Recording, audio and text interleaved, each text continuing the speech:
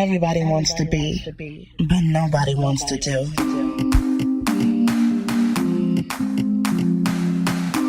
Girl, it's time to be real, raw, and relentless. Everybody wants to be, but nobody wants to do.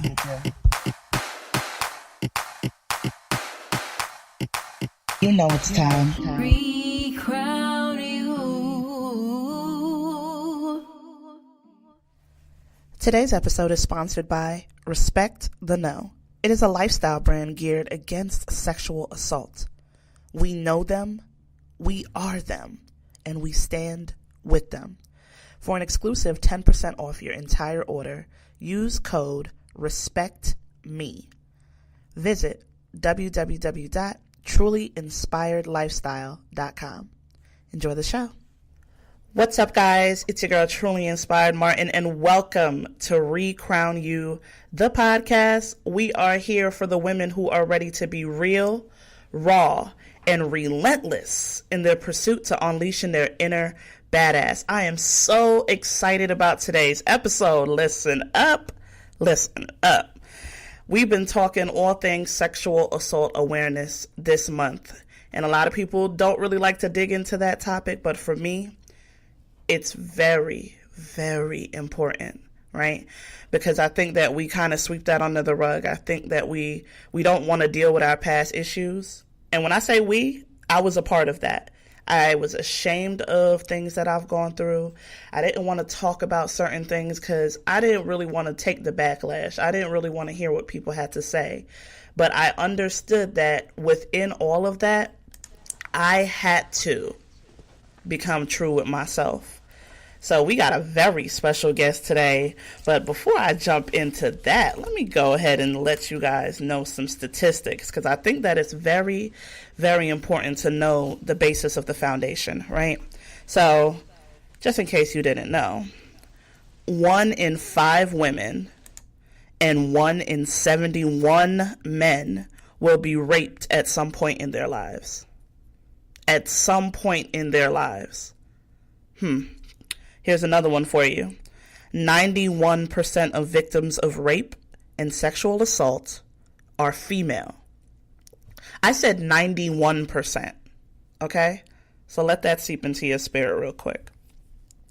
63% of sexual assaults are not reported to the police. 63%. So how many people are holding this inside of them? And how many people just wish they had an out, wish they had some knowledge, some resources that probably would have helped them to overcome this or not be in the situation at all? I'm wondering, because I know I wish I was one of those people, right? Victims of sexual assault are, this part right here took me by surprise. It broke my heart. Victims of sexual assault are 13 times more likely to abuse alcohol, 26 times more likely to abuse drugs, and 4 times more likely to contemplate suicide. So as I sit here and I think about this, it brings me to my own life. I abused alcohol. I sure did. I abused drugs. I sure did. And I did contemplate suicide twice. And although in my mind, in the way that things were structured, my suicides were not tied directly to my sexual abuse, but if I tie it all together, it was. So this last little part that I found right here was, as of 2016, according to Vice, which is over in the UK, right, online dating rape has risen by more than 450% in the past 6 years. 450%. And that was in 2016. So here I am sitting here wondering, what about the US? What about the US? And it really, really breaks my heart to look at some of these statistics and look at these things. And I'm wondering, where's the help? Where's the resources? Why are we not equipped as women in certain cases? Not everything's avoidable, but I'm wondering what happens when you're prepared. and when you have the knowledge and the resources. So, let me tell you about this amazing woman that I am bringing on as our guest today, Miss Tonda Linsey. Woo-hoo! Listen, I've been following her for a while. I've seen what she does, and she has a heart for women. And that right there touches my heart, because I have a heart for women. And today's episode is called Surviving Tinder. Now, all my millennials, I know you guys know about Tinder, okay? Everybody done a little online dating in their day, right? But it goes so much deeper than the surface. So let me tell you a little bit about Miss Tonda. She educates, trains, and empowers women to escape rape and combat physical and sexual assault.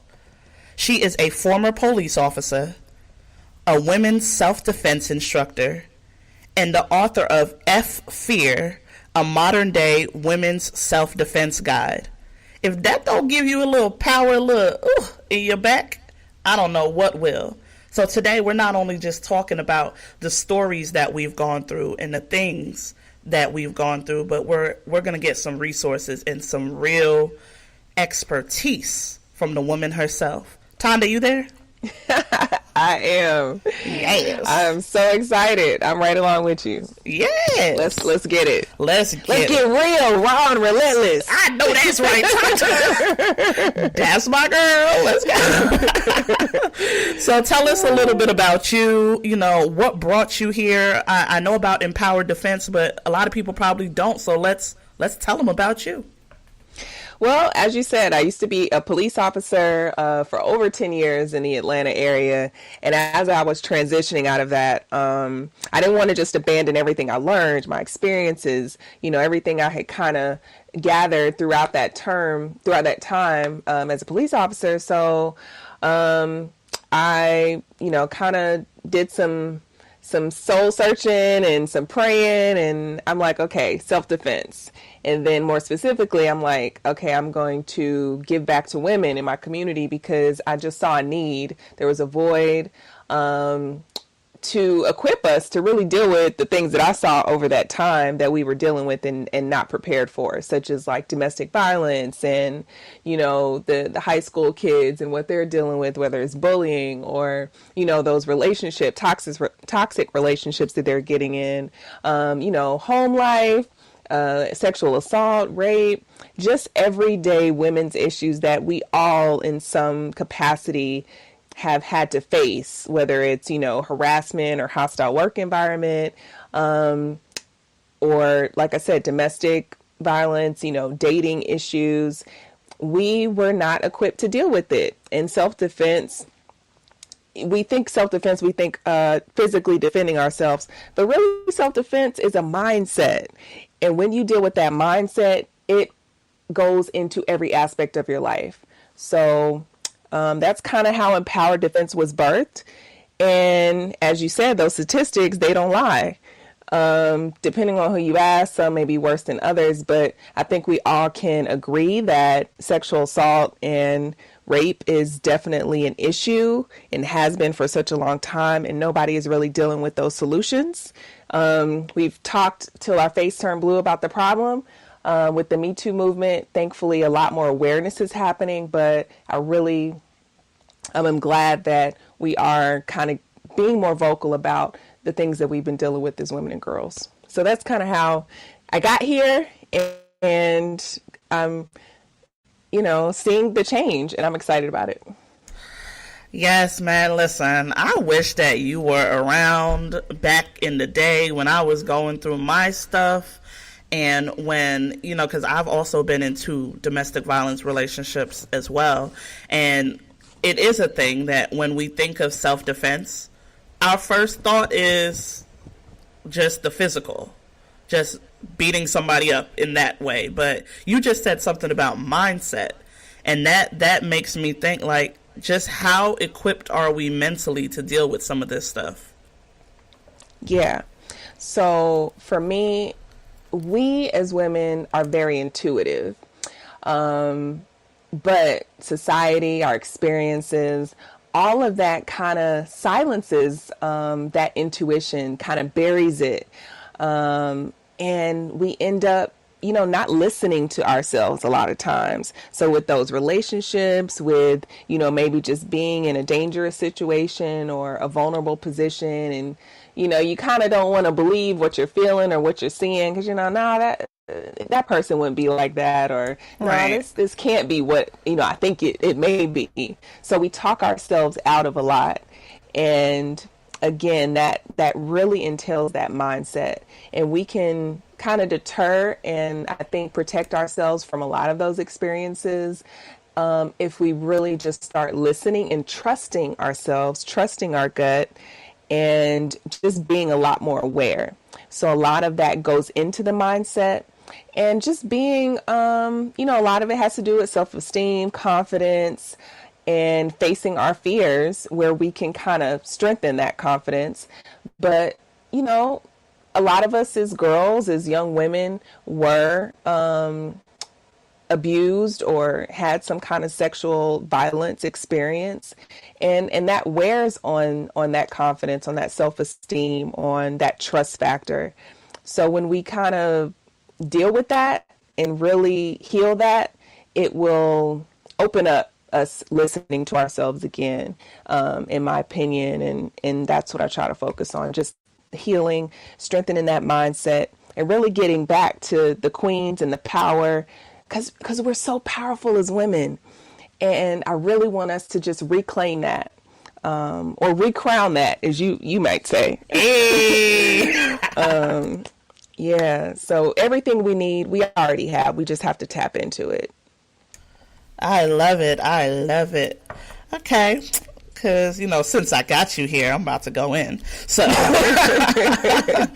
so how does your education and training combat and help women escape rape and sexual assault? So in the classroom, I start out in training the girls in the worst position possible, which is you are about to get raped. So it's kind of unorthodox, but that position is the worst position possible for women. And mentally, going back to that mindset part, if you know that you are equipped to handle and escape that worst position possible, then everything that's going to come before that leads up to that, relatively anyway, is going to be easier. So instead of starting out from, if somebody grabs you or if somebody pushes you and, escalating from there, we go straight to the level 10 and work backwards. So that technique really works in, establishing that foundation. So mentally, hey, if even if I can't get out of this and I end up in that worst position, I can get out of it. So it's a mental game. Ooh, I need to get up in one of your classes. I need to bring you out. Like we gotta do something, because I really feel like that's one of the foundations that we need, right? Like we need to really start being pre-prepared for things, and it sucks, right? Like you gotta actually think forward about what might happen, but that's that tool, right? So speaking about tools, what are some tools or words of advice for someone who has encountered sexual assault or will? What is some tools? Maybe you can give us some gems that might help. I think the main thing that I've discovered, and just with people sharing their experience with me, the people who have been assaulted and gone through that, is not running away from the healing journey. And that's kind of part of what the book is about. F fear. I know F people think the other F. But really, F fear means facing our fears. And the only way to really get over that is to go through it. And facing fear is the only way to conquer it. And that has to do with healing as well. So when we have these traumatic experiences, as you mentioned, a lot of that a lot of women and survivors experience, the trauma of it. And, we may think the angry black woman or, this lady has a bad attitude or, oh, she's just no fun to be around. Her energy sucks. But really, when we encounter these people, men and women, really, it's all of us. We're experiencing our trauma and manifesting that trauma when we kind of give off those kind of energies. And that would be my first big advice, is just to go through that healing process. And once you get over it, you can look back and just see it was all worth it. It's definitely going to be a journey, but just start, find a counselor or someone you trust to just open up to. Maybe it's writing for you or, some kind of creative therapy, but just start taking those steps to heal. And then for those who may encounter it, I'm just going to say fight back. A lot of the times, and again, trust yourself, listen to yourself. But if you are in the thick of it, fight back and don't save your best fight for 5 minutes into it. Like resist, because a lot of us, we think that if we resist, if we fight back, that it's going to make that person harm us in a greater rate. But it's not. If you resist and fight back, a lot of the times, half the time, you're going to deter that person from continuing to assault you. And another statistic that you didn't mention, which I think is very important for people to understand, is you will know the person who sexually assaults you 75% or more of the time. So we think about the stranger, we think about, this random person, but a lot of times, and I'm not saying it's going to be like somebody well necessarily, but your neighbor or somebody you see, every Monday in the coffee shop, Monday morning or whatever, or maybe on campus, right? Or just, passing at your job or whatever. A lot of the times they're going to have some kind of relationship with this person. And if you really know them, that makes it even harder to really fight, because it's like, okay, is this person really doing what I think they're doing? Like, right. I can't believe it. But no, you have to train yourself to immediately respond, because there are two things that predators are afraid of. One is getting caught, and two is getting hurt. And they want somebody that they can control. So in the very beginning, immediately, if you can let them know this is not going to be an easy fight, they mess with the wrong person, resisting, then a lot of times they're going to try to find somebody else to try to victimize. And I think that's really critical to understand the mind of these predators, of these people who look for somebody to take control of and to violate.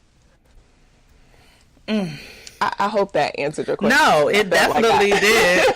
I'm just sitting in my moment of I wish I would have thought about those things back then, because when the first time. But they don't teach us. No, they don't talk about it. And they don't know. A lot of us didn't know. Yeah, it's that ill preparedness too. Because when I was gang raped when I was in 6th grade. I don't think that was anything anybody could even think or fathom, that would be something that would happen at that age. And that's the problem right there. We don't think that these things will happen. It's happening younger and younger. Yeah. And I'm just sitting here I wonder what would have happened if I fought back. I wonder what would have happened if I would have had some tools or resources or some kind of knowledge that would have helped me get out of that situation somehow. It was a very sticky situation to be in the first place. I don't really know what could have been done too much differently, but you think about it, right? And you're like, man, what if I knew something? Right. And that's the thing. Of course, ultimately, whoever violates us is their fault and responsibility. But what I try to focus on is controlling what we can control, which is our reaction, our knowledge, and reducing the risk, right? Because really that's all we can do is try to prepare, equip, reduce our risk and our chance, and not be targeted by those people who choose to prey on women and girls. And that's that important component of being proactive versus reactive, right? Yeah. Yep. And our parents, you know, those elders, whoever, a lot of times, and parents have told me this, you know, they think that by talking about it, somehow it's going to make it happen, that chance of it happening more greater, right? You know, you're exposing your children to the darkness of the world. But the power is in them not fearing it and being able to know about it and not be surprised by it. You know, if something does happen, it's like, oh, I recognize this. Oh, I know what you're trying to do. I'm not going to fall for that. Like they know about it, and then that makes them prepared for it. So they're not taken by surprise. And that's the power. You're taking the power back by educating them and training them. You're exposing them to that darkness, to that possibility of, you know, rape or sexual assault or kidnapping. You know, that is not what's going to do it. You're going to empower them with what they need to deal with it if they come across it. Whew-wee. Man. Miss Tonda. You were giving me some power, some life, and I'm sure you were feeding something into some women right now, right? But let me get into this real quick, because I'm going to be real with y'all real quick. I used to do a whole lot of online dating. And matter of fact, to be honest, my boyfriend right now that I've been with for 5 years, we met online. Oh, wow. Yeah, very interesting, right? But I met a whole bunch of creeps. I love it. A whole bunch of creeps before him, right? So just being honest, right? I've actually had someone that I met offline that was literally a stalker. When I stopped not wanting to talk to him, he would pop up outside my house. He once called my house. He called, not my house, my cell phone. He called my cell phone 40 times one day and left 10 voicemails. And he would just say crazy stuff like, I'm gonna come get you. I like, you know, like that pee belongs to me, you know. Wow. like all types of craziness. And I was scared for my life. I remember I used to sleep with my eyes open, literally. And a lot of people don't know this story because I was so ashamed to share that. Because I'm like, wow, I done met this psycho online. I thought we had something good going, and now I got a stalker. So now that we, you know, this episode is called Surviving Tinder, like, I know that sounds deep, but is there any kind of like advice or tips you can get? Because I mean, at the end of the day, people are going to date how they date, right? So yeah, how do we stay prepared? Again, it's just about reducing the risk as much as possible. And the stories that I see, you know, come across the news and my timeline, every story that I've seen that ends up, and it doesn't mean that goes for all, but reducing the risk. Like the last one, this lady ended up getting stabbed. And what happened was she met this guy on Tinder. The very first time they meet up, she goes to his house. And, you know, I guess they hooking up or maybe he, I can't remember if he forced her, but you go into your house for the first date. That's the ultimate no-no. And there were things in the house that kind of were red flags. I remember reading, this was like some months ago, but that's just the first thing. So there's some basic steps that we all just need to take when dating online and dating, period. And the first one is ask questions. Right. Ask as many questions as possible. Y'all better put on that hat, that Carmen Sandiego hat, do some Google search. And I mean, y'all millennials, so y'all should know who Carmen Sandiego is. They better. But for y'all that don't, just, you know, put on your investigator hat, okay? And, ask the person's last name. Now, don't put your information out there. I think a lot of us put too much identifying information on our social platforms, etc. But, ask him as many questions as possible. And last name, first name, where were you born? You know, just look it up and see what you can find. But one, meet in a public place when you do choose to meet with the person, don't go to their house. Don't be like this young lady and just put yourself in a very risky and dangerous position that you're unfamiliar with.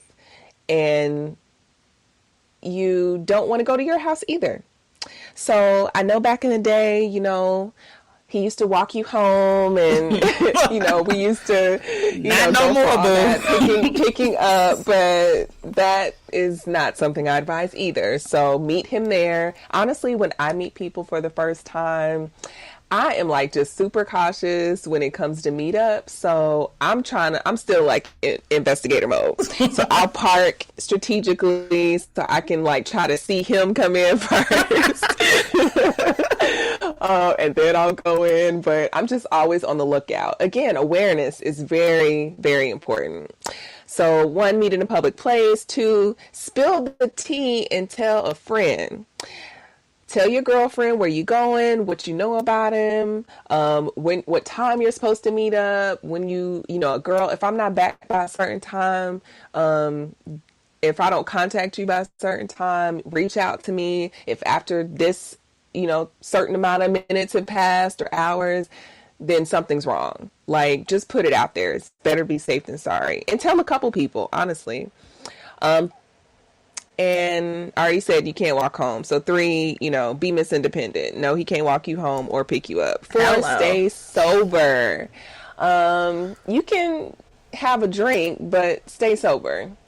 And watch your drink. So if y'all are meeting at maybe, you know, a bar or something, or a party, be mindful and watch your drink. You're in Atlanta, right? Yeah. So do you remember that Jasmine Elin case? Yeah. That came out? Yeah. So you can see the roofie in her drink. It's like a pill. Yep. And basically this